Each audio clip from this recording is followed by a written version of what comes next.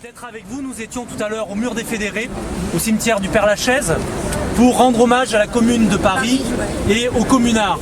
Vous savez que parmi ces communards et parmi l'histoire de cette révolution française, il y avait aussi des étrangers qui étaient nommés, qui étaient représentants du peuple.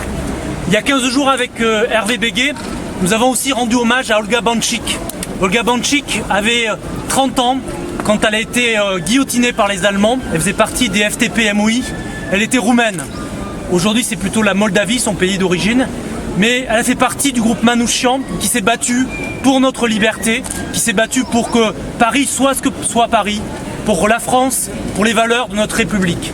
Alors aujourd'hui, quand on voit notamment, dernièrement dans le 10e arrondissement, je sais que Dante s'est mobilisé, des policiers qui chassent encore des populations dites roms, dites de l'Est, quand on voit encore des directives comme dans le 6e arrondissement, portées par la police, qui stigmatisent ces populations, eh bien on ne peut que s'indigner, se révolter, se battre et ne pas laisser faire dans notre pays qui a une image importante au regard de son histoire dans le monde entier.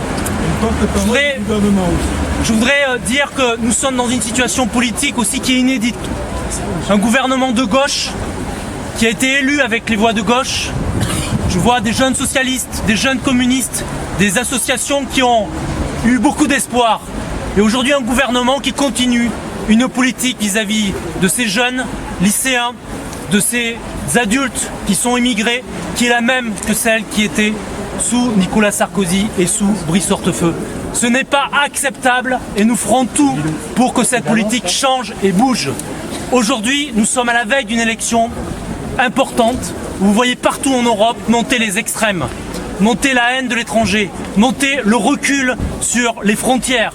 Ce n'est pas acceptable non plus. Donc ce que vous faites aujourd'hui, c'est très important, au même niveau que ce qu'ont fait les résistants, au même niveau qu'ont fait les communards.